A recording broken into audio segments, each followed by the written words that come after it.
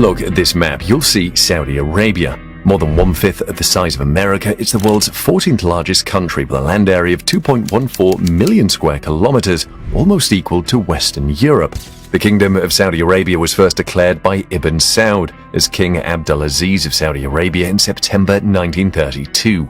With an annual rainfall below 150 millimeters, Saudi Arabia is one of the few countries on Earth without a single permanent river. There is, however, an unusual activity taking place in the kingdom's desert. There were only 400 square kilometers of fertile land in Saudi Arabia in the early 1960s, but now the country has a sprawling agricultural network of unusual-looking fields that allow farmers to grow a wide variety of foods and fruits. The transformation of this desert into a green forest is without a doubt a breathtaking sight. But how exactly did Saudi Arabia pull it off? Saudi Arabia previously had only 400 square kilometers of arable land at the start of the 1960s. However, Saudi Arabia now has a 35,000 square kilometer arable land area, which is larger than the Netherlands and more than 3 times the size of Qatar. How they managed to expand the amount of arable land in such a short period is puzzling. Over the past 3 decades, Saudi Arabia's agricultural progress has been astounding. It is a huge achievement in a country that receives an average of just 4 inches of rain per year, one of the lowest rates in the world.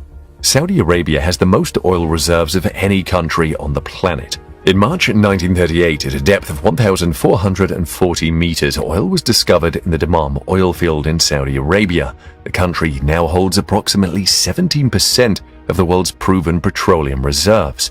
In Saudi Arabia, a liter of drinkable water costs more than a liter of oil.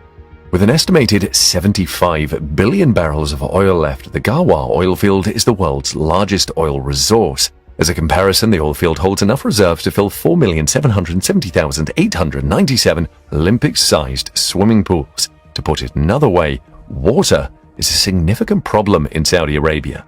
However, Saudi Arabia currently exports wheat, dates, dairy products, eggs, fish, poultry, fruits, vegetables, and flowers to international markets. Dates, which were formerly a staple of the Saudi diet, are now mostly farmed for humanitarian aid around the world.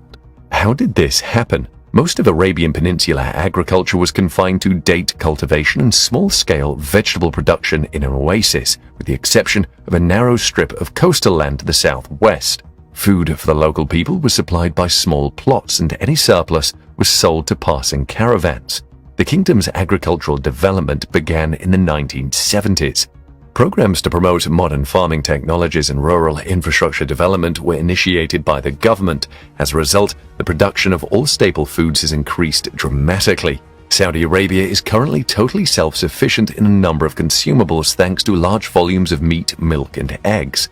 There was a corresponding decrease in food imports as a result of Saudi Arabia's increasing food production, and it now exports wheat, dates, dairy products, and other items, including eggs, fish, and chicken, to markets across the world. Early in the program, intensive dairy, meat, poultry, and egg production were all established, and by 1985, local farms were already meeting domestic demand for numerous previously imported items. Now Saudi Arabia is home to some of the Middle East's most advanced and largest dairy farms. The annual milk production rate is one of the highest in the world at 1,800 gallons per cow. Aquaculture is one of the emerging areas in which the private sector is investing with government backing. There has been a steady rise in the number of fish farms either in the sea or on land. Most are located on the Red Sea coast of Saudi Arabia. In terms of shrimp farming, it has been a great success. This shrimp farm south of Jeddah is run by Saudi hydrologists and marine engineers, whose shrimp, including the prized black tiger, are mostly sold to the US and Japan by Saudi Arabia's national shrimp company, Al Rubian, for example. The kingdom's most notable agricultural achievement was its fast transition from wheat importer to wheat exporter, which was recognized around the world. The country's first grain silos were built in 1978. It had become wheat self-sufficient by 1984.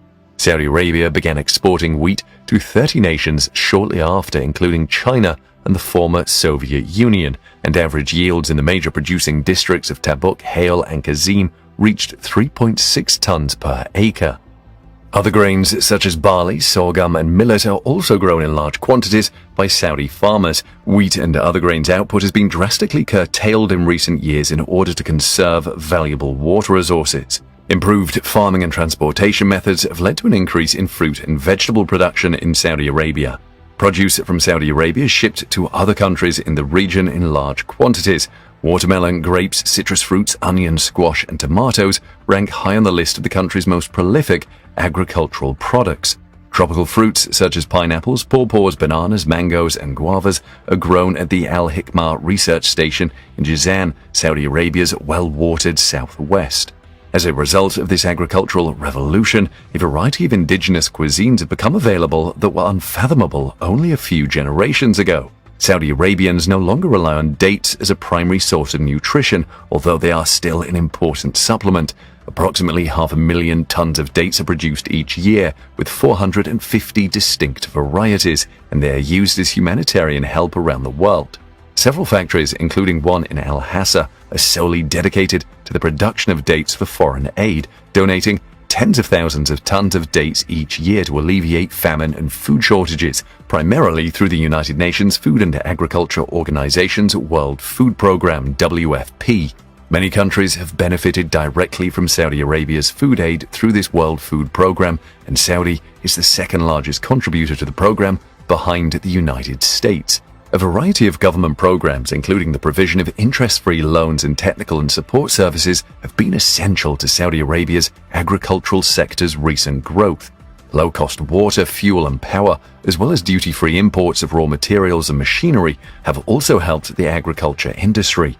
In addition, foreign joint venture partners of Saudi people or firms are excused from paying taxes for a period of up to 10 years, and the investment regulations in place from April 2000 offer extra incentives. The Ministry of Agriculture is the major institution in charge of putting agricultural policy into action, and it does so via conducting research and offering extension services to farmers. Saab, the Saudi Agricultural Bank, provides subsidies and interest-free loans as another aid institution. The Grain Silos and Flour Mills Organization was founded in 1972 to buy and store wheat, build flour mills, and make animal feed to help agriculture flourish across the country. Saudi Arabia has invested a significant amount of money in modernizing the highways that connect agricultural regions to the country's major markets. The government continues to support new farmers in implementing capital-intensive projects with a focus on diversification and improved efficiency under the development plans. To boost farm output, the government also funds and supports research programs targeted at developing new food crops, increasing yield, and developing pest-resistant plant strains. Local farmers and scientists collaborate on these initiatives at agricultural research facilities at Saudi Arabian universities and institutions. The world's largest continuous sand desert, the Rub al-Khali, is located in Saudi Arabia. Its 650,000 square kilometers are larger than the combined areas of Holland, Belgium, and France put together. The staggering height of the sand dunes is also 250 meters. In addition, Saudi Arabia is the world's biggest country without a river. Most of the country was either desert or semi-arid. However, despite the absence of rivers, the country has a vast coastline that stretches from the Persian Gulf to the Red Sea. But because of the country's rapid development and the resulting increase in water consumption, water is both limited and exceedingly valuable. As a result, the country has looked for new ways to ensure that it has enough water to meet its growing needs. Saudi Arabia relies heavily on aquifers for its water supply. Water is stored in large underground lakes and reservoirs. It was during the 1970s that the government made a significant effort to find, map, and estimate the capacity of these aquifers. Consequently, tens of thousands of deep tube wells were drilled in the most promising urban and agricultural locations. The sea is another major source of water. This is accomplished through desalination, a procedure that converts saline seawater into potable water. Saudi Arabia produces the most desalinated water in the world. Saline Water Conversion Corporation, SWCC, operates 27 desalination plants that produce more than 3 million cubic meters of potable water daily. More than 70% of water consumed in cities comes from these plants, as does a significant part of the water required by industry. They're also a significant source of electric power. Recycled water is a growing source of water. Water used for domestic purposes in urban areas has to be recycled at least 40% of the time by the country. Recycling factories have been developed in Riyadh, Jeddah, and other large metropolitan industrial centers to achieve this goal. Irrigation of farm fields and urban parks is done with recycled water. As a result of all these efforts, enormous swathes of the desert have been turned into productive farming. In 1976, there were fewer than 400,000 acres of arable land, but by the 21st century, there are millions of acres of fertile land. What do you think of the agricultural progress in Saudi Arabia? Let us know what your thoughts are in